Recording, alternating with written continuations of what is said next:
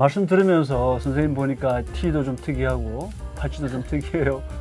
무슨 의미가 있는지 자랑 좀 해주시죠. 이 티셔츠는 저희 긴급행동 네. 202개 단체가 함께하는 데서 예. 재정 사업으로 만들었던 건데 그 의미가 존재가 저항이다예요. 이게 팔레스타인 주민들이 하는 말이거든요. 팔레스타인 주민들이 인종 청소에 맞서서 그 땅에서 다른 무슨 어떤 저항 운동까지 하지 않아도 그 땅에서 살아가는 것만으로 우리가 여기 존재하는 것만으로도 우리의 저항이다 이렇게 말씀을 하셔서 그걸 아랍어랑 영어로 적었습니다. 2023년에 이스라엘 공격을 주도했던 그 하마스에 대해서 많은 생각이 드는데요. 우리는 하마스를 어떻게 봐야 될까? 그리고 팔레스타인 평화연대에서는 또 하마스를 어떻게 보고 있는지 여기에 대해서 좀 설명을 좀 해주세요. 방금 제가 존재가 저항이라고 말씀드렸는데 네. 팔레스타인 사람들이 진짜 76년 동안 이스라엘 식민지배에 맞서서 모든 수단을 동원해서 싸웠어요. 그중에 무력 투쟁은 지금 이렇게 되게 보도가 많이 되지만 정말 일부고요. 비폭력 투쟁이 진짜 전통이 강하고 그게 제가 초반에 말씀드린 BDS, 이스라엘 보이콧 등등 운동도 그 비폭력 운동의 전통에 서 있고 그거는 진짜 뭐 하마스, 파타, 뭐 팔레스타인의 모든 정치 세력, 모든 시민사회 그룹이 다 같이 하는 운동이거든요. 네. 그 비폭력 운동을. 그러니까 팔레스타인 사람들은 진짜 다양한 운동을 해왔고 그렇게 운동을 열심히 해왔는데도 지금 76년이나 식민 지배 당하고 있잖아요. 그러니까 모든 투쟁을 하고 있지만 그 중에 사람들이 되게 많이 이렇게 가야 된다라고 생각하는 게 집중해서 하는 게 달라지는 거고 그 중에 지금 이 무장 투쟁을 주도하고 있는 하마스라는 데가 있는 거고 하마스 역시도 무장 투쟁만 하는 게 아니고 다양하게 하고 있고 하마스도 그리고 팔레스타인의 다른 운동 세력들도 다 마찬가지인데 다만 팔레스타인은 아직 그 국가가 성립이 안 된 거예요. 그러니까 국군이 없어요. 그래서 그 저항 단체들이 전부 자기 산하에 무장 단체를 가지고 있는 거고요. 그러니까 하마스 자체가 무장 단체인 건 아닙니다. 파타 자체가 무장 단체인 것도 아니고. 근데 뭐 그거를 그러니까 하마스 산하에 이즈아틴 알 까쌈이라고 여단이 있는데 거기서 이렇게 군사 작전을 하고 있는 건데 하마스랑 이 까쌈 여단을 동일시함으로써 이스라엘이 얻는 거는 그냥 하마스 누구나 죽일 수 있는 합법적인 대상이라고 그렇게 간주를 하는 건 거죠. 국제사회도 그런 식으로 인정을 하는 거고.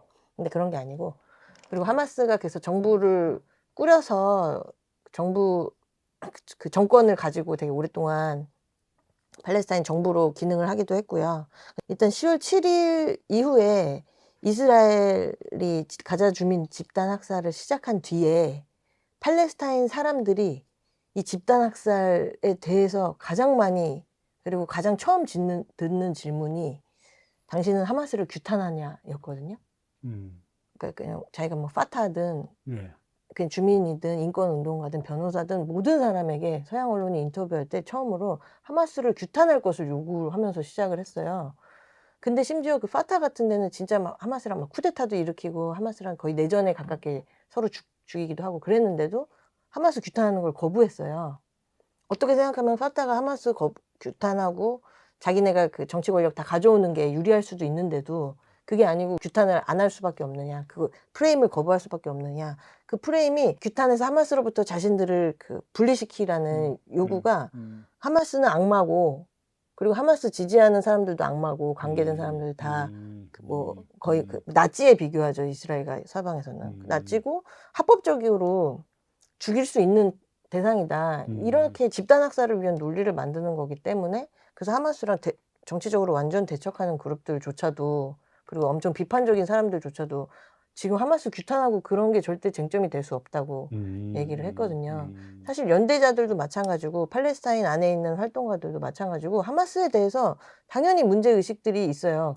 특히 정부로서 기능할 때는 굉장히 많은 잘못을 하기도 하고 근데 그런 거는 지금 이 집단 학살에서 절대 쟁점이 될 수 없다는 건 거죠. 왜냐면은 그쪽에서 특히 서양과 이스라엘에서 하마스를 규탄하는 거는 하마스가 행한 어떤 뭐 정권으로서 잘못된 그런 문제가 아니고 그냥 그 존재 자체로 저항하는 그 자체로 하마스를 처벌하려는 거고 사실은 하마스가 그 사람들의 관심사가 아니에요. 지금 하마스가 그 주도적인 세력이니까 그런 거지 그 전에도 파타를 분열시키기 위해서 엄청난 공작을 해왔고 다른 좌파 그룹 뭐 PFLP라고 음. 팔레스타인 인민 해방전선이라고 있는데 거기도 뭐 그 운동을 뭐 없애기 위해서 뭐 사람들 죽이고 잡아가두고 그랬단 말이에요. 그러니까 자기는 이스라엘이 봤을 때는 우리로 치면 독립운동을 하고 있는 그 모든 저항 세력들이 전부 테러리스트고 그렇게 볼 때 하마스도 걔네들은 테러리스트로 보는 거고 네. 그래서 우리가 비판하는 거랑 그 전혀 결이 다른 거죠. 팔레스타인 역사가 참 피해 역사라고 볼 수 있겠는데요. 너무 비참하잖아요. 팔레스타인에 평화가 내릴 수 있도록 하려면 뭘 해야 될까? 이 고통의 역사에 종지부를 찍으려면 어떻게 해야 될까? 에, 어떤 방안이 있을까요? 제가 지금 식민 지배랑 군사 점령 얘기를 많이 드렸는데 근데 일단 지금 이 순간에 가장 중요한 건 이 집단 학살이 끝나는 거예요. 일단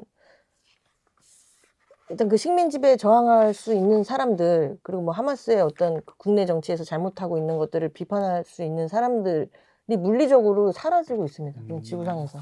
그래서 지금 집단 학살 중단이 제일 중요한 일이라서 저희는 그 휴전을 계속 외치고 있고요. 원래 같으면은 휴전이라고 하면 마치 양 당사자가 대등한 것처럼 식민자와 피식민 네. 지배받는 사람들이 아니고 서로 뭐 협상할 수 있는 세력인 것처럼 그런 프레임이기 때문에 예전에는 저희는 사실은 휴전 요구 같은 거를 같이 하지 않았었어요.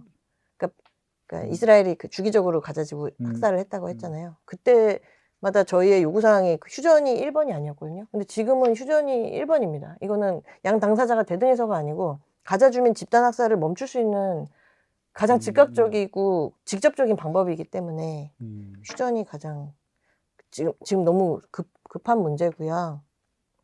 근데 휴전은 지금 뭐 이스라엘이 계속 거부하고 있어요. 미국은 뭐 다 됐다 계속 거짓말하고 있는데 이건 이스라엘이 낸 아니다. 이건 될 거다. 그러면 이스라엘이 아니라고 휴전 생각 없다고 계속 그래요. 아니면은 새로운 조건을 계속 추가를 해요. 그래서 지금 몇 달을 지금 올 초부터 계속 그냥 지지부진하게 끌어오고 있는데 지금 또 뭐 8월 15일에 모여서 휴전을 논하겠다 그러고 모여서 논해야 된다고 미국이 지금 또 그러고 있거든요. 그럼 진짜 너무 화가 나는 상황인데도 그래도 계속 휴전이 너무 중요해서 끌려갈 수밖에 없고. 그렇군요. 그러면 미국이 주도했던 걸로 기억하는데 오슬로 협정이 있잖아요. 오슬로 협정을 그대로 살려내는 방법은 답이 아닐까요?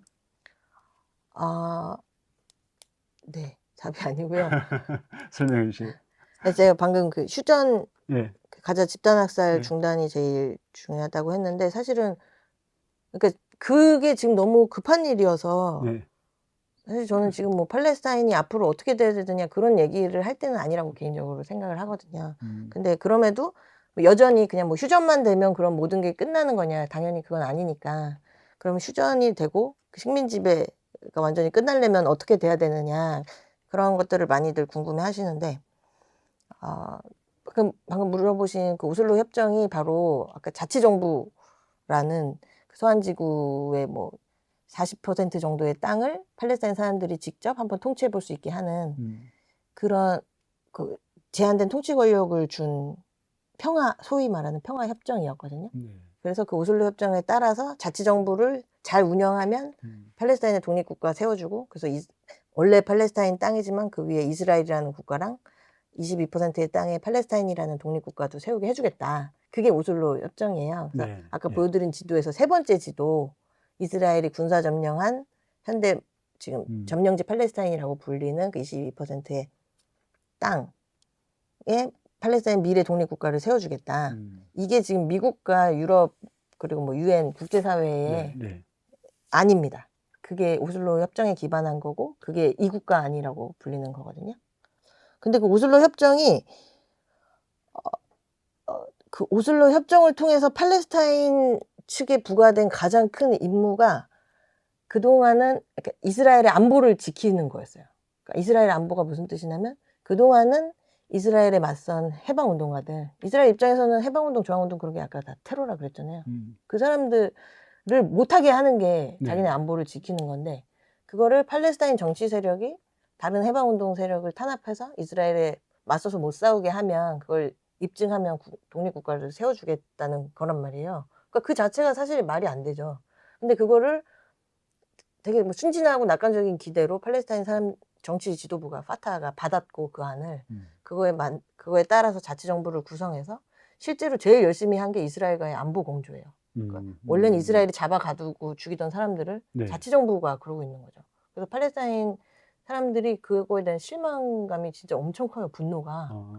자치정부가 네. 그러니까 파타 같은 세력이 네. 이스라엘의 하수인이 돼서 대신 팔레스타인 민중을 살해하게 돼서 그래서 그 오슬로 협정 그 내용 자체도 문제고 오슬로 협정이 양 당사자를 대등한 두 당사자인 것처럼 그 프레임을 바꿔버린 것도 굉장히 문제입니다. 그 전에 원래는 우리는 정의와 해방을 위한 투쟁을 사람들이 해왔는데 이때 이후로는 협상 과정의 문제가 돼서 더 이상 정의 뭐 해방 이런 얘기는 완전 사라지고 이 과정을 마치 무슨 노사 협상하듯이 그냥 힘이 있는 쪽과 힘이 좀 약한 측이 서로 어떻게 해보는 그런 문제로 그 탈바꿈이 돼서 그래서 오슬로 협정은 그걸로도 또 되게 문제고요.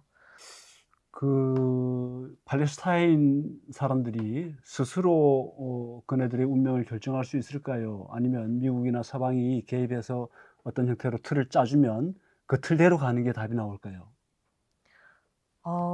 그러니까 국제사회의 개입이 필요하냐 그러면 어느 정도 당연히 역할을 해줘야 되는 거죠. 이게 뭐 그냥 힘세고 약한데 문제가 아니고 식민 지배하는 측과 지배당하는 자들의 문제이기 때문에 이걸 국제사회가 같이 풀어나가야 되는 건 너무 맞는 건데 근데 지금 뭐 집단 학살의 주체가 이스라엘만이 아니고 오히려 우리 식민 지배받고 있는 팔레스타인 민중들은 이스라엘만이 아니라 방금 언급하신 그런 네. 미국을 비롯한 모든 서방 세계에 맞서서 싸우고 있는 거라서 음. 그럼에도 불구하고 우리가 뭐 계속 요구를 해야겠죠.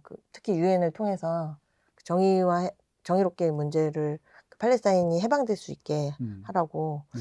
근데 제가 방금 막 오슬로 협상을 굉장히 비판을 했지만 그리고 심지어 이스라엘 측에서는 이걸 이 국가안 오슬로 협상에 기반한 이 국가안을 부정하지만 오히려 팔레스타인 쪽에서는 하마스 같은 세력조차도 그거를 받았거든요. 네. 네.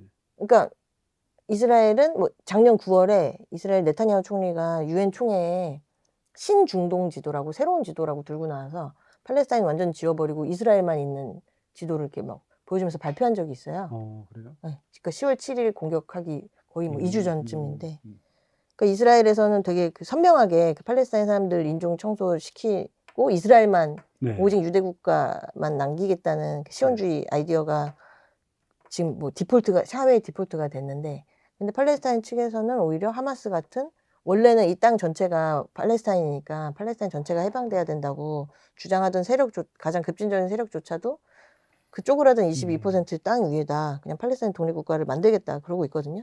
근데 그러니까 우리가 뭐 인정하고 말고가 아니고 이스라엘이 거부하기 때문에 현실 가능성이 없다고 보지만 근데 어쨌든 말씀하신 대로 이게 팔레스타인의 문제잖아요.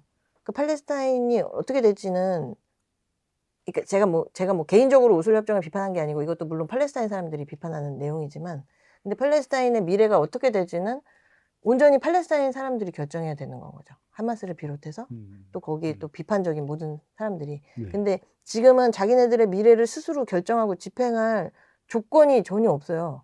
힘이 아예 없잖아요. 그래서 그 조건을 가능하도록 만드는 거를 우리가 같이 해야 되고 우리가 같이 하는 방법 중에 하나가 언급하신 그런 국제기구나 그리고 각국 자기네 정부를 압박해서 그 태도를 바꾸게 정치를 바꾸게 하는 것도 굉장히 중요한 일이겠죠. 예. 이 팔레스타인과 관련해서 보면 여러 주체들이 있잖아요. 팔레스타인도 있고 이스라엘도 있고 미국도 있고. 그러면 이 각 주체들은 어떤 제안들을 하고 있어요? 미래를 위해서 이게 답이다라고. 제가 봤을 때는 각 주체별로 어떤 그 안이 있다기보다 몇 가지 안이 있고 그거를 지지하는 세력들이 이렇게 있는 건데 아까 말씀드린 그런 이국가 안이야.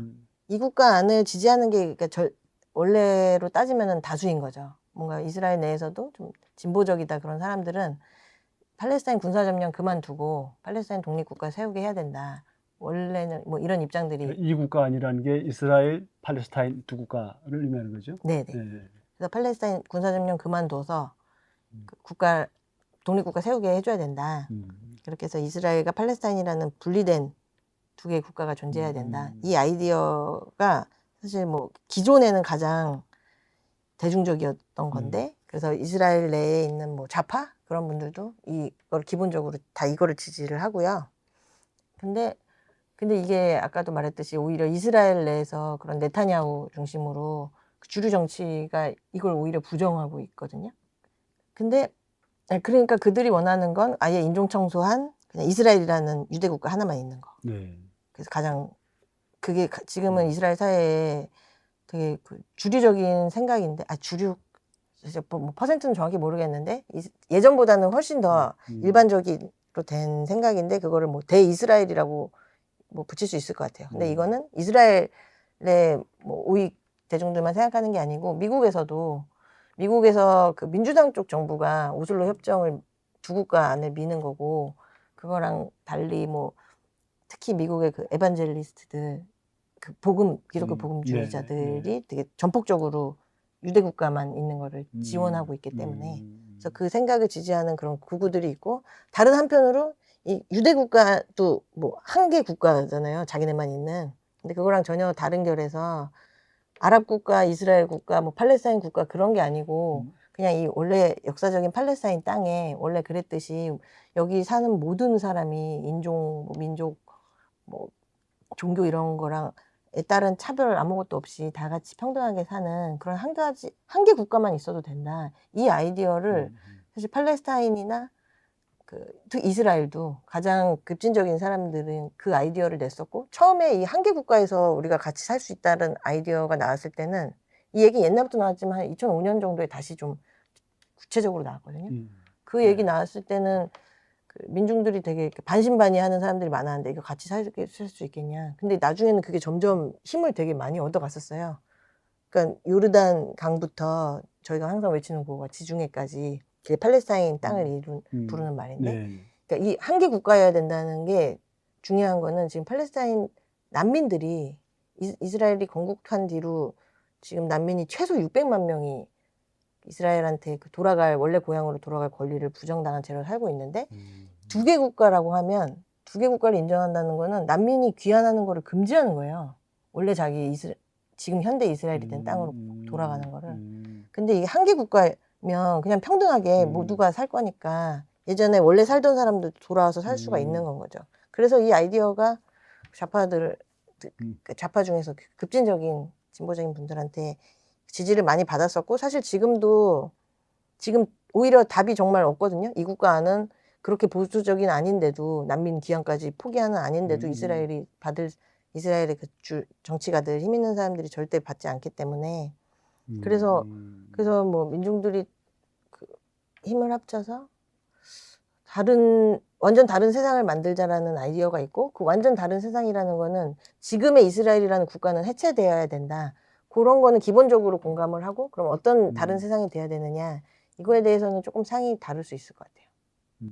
어떤 사람은 뭐 원래 서한지구가 뭐 요르단 인구의 뭐 50% 이상이 서한지구 출신 팔레스타인 사람들이고 서한지구도 요르단 지배도 받은 적이 있고 해서 요르단까지 포함해서 요르단은 지금 왕정 국가고 친미 국가거든요. 네. 그러니까 해방을 꼭 이 땅에 한정할 필요가 없고 요르단까지도 같이 해방이 될 수도 있다. 그런 아이디어도 있습니다. 그렇군요. 예. 제가 팔레스타인 평화연대를 소개하는 글을 보니 팔레스타인 해방운동에 연대하는 페미니스트 단체입니다. 이런 글이 있더라고요. 페미니스트 단체가 어떻게 이 팔레스타인 평화연대 활동을 하게 됐는지 궁금해요. 사실은 페미니스트 단체라고 정체화한 거는 몇 년 안 됐어요. 원래는 그냥 국제연대 운동하는 단체로 오랫동안 해오다가 어느 날 보니까 저희 활동가들이 전부 여자인 거예요. 근데 그 상태로 되게 오랫동안 활동을 막 5년 넘게 했거든요. 그래요? 근데 물론 지금은 남성 활동가도 굉장히 많습니다. 지금 활동가가 15명 정도 되기 때문에. 그리고 우연히 그때 있던 활동가들이 다 페미니스트들이었어요. 그리고 저희가 그 팔레스타인 사회를 계속 열심히 유심히 보고 같이 계속 연대하고 현지도 가잖아요. 근데 팔레스타인 페미니스트들이 2019년인가에 딸리아트라고 불리는 그 봉기라는 뜻으로 페미니스트들이 운동을 엄청 크게 시작했는데 그게 여성 해방 없이 팔레스타인 해방 없다. 그리고 또한 팔레스타인 해방 없이 여성 해방 없다.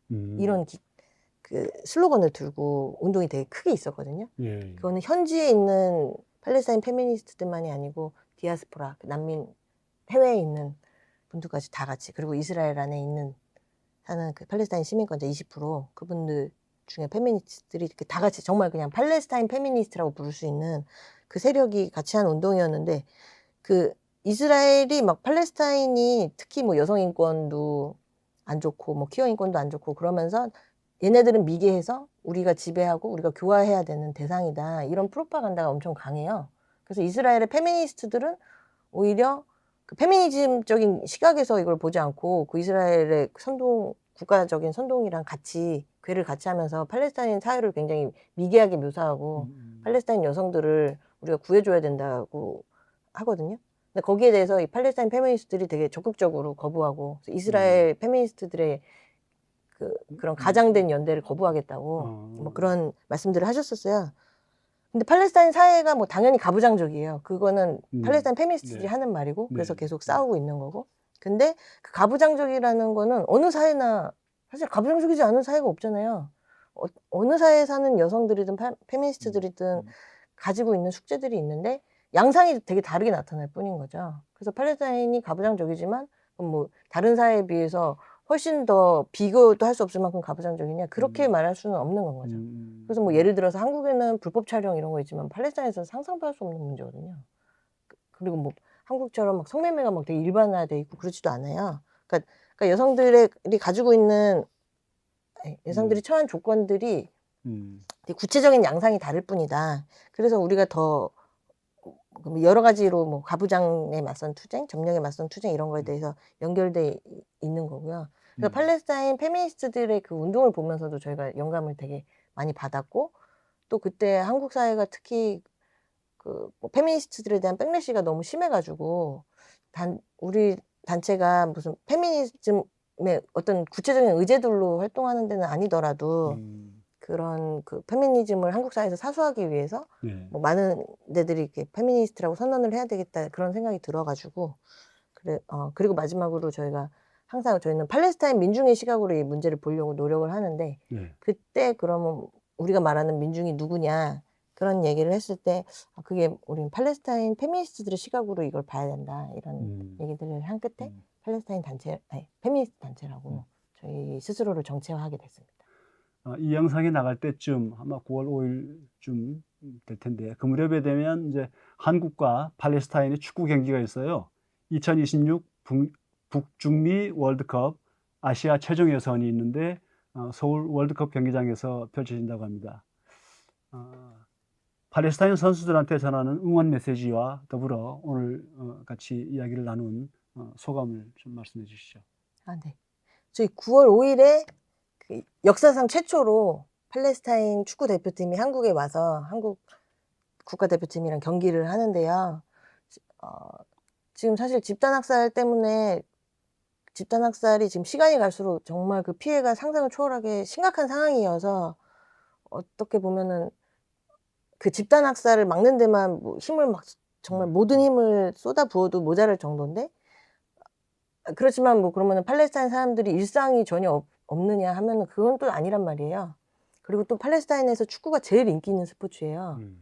그래서 그 축구팀도 계속 그 팔레스타인 사람들을 위해서 싸운다 이런 얘기를 계속 하시거든요. 잘 싸우겠다고. 이거 조금 여담인데 팔레스타인 축구협회 인스타그램 계정이 있는데 아랍어로 돼 있지만 그 어느 나라 축구협회 계정이랑도 달라요. 계속 축구선수, 살해당한 축구선수에 대해서 소식이 올라옵니다. 뭐 근황이 올라오는 게 어떤 선수가 여기서 살해당했다 이런 건 거죠. 계속 지금 집단학살이 되고 있으니까. 근데 어쨌든 이 축구팀이 한국에 오니까 우리도 이 선수들을 응원해서 팔레스타인 사람들한테 직접적으로 좀 힘을 주자. 경기장에서 응원단을 구성해서 같이 응원을 하려고 하거든요. 원정석에 앉아서. 그러면 선수들한테도 지지가 되고 또 팔레스타인에서 그 현지 시각 2시일 텐데 오후 2시. 그래서 이 경기를 지켜보는 예. 분들한테도 힘이 될 것 같아서 저희가 팔레스타인 큰 국기가 있어요. 엄청 큰 9m짜리 국기. 그것도 같이 들고 뭐 팔레스타인 응원하는 카드 섹션, 뭐 팔레스타인이 아랍어로 팔라스틴인데 팔라스틴이라고 써 있는 아랍어를 이렇게 카드로 다 같이 드는 뭐 그런 거를 해보고 싶은데 그러려면은 최소 252명이 필요하거든요. 이 카드를 들려면. 아, 그래요? 그래서 여기 보시는 시청자분들도 많이 와주시고 그리고 여기 계신 분들도 꼭 오시고 다른 분들도 많이 데려와 주시기를 바랍니다. 예. 또 이 방송을 통해서 더 많은 연대자들을 만날 수 있을 것 같아서 되게 기대가 되고 감사합니다. 감사합니다.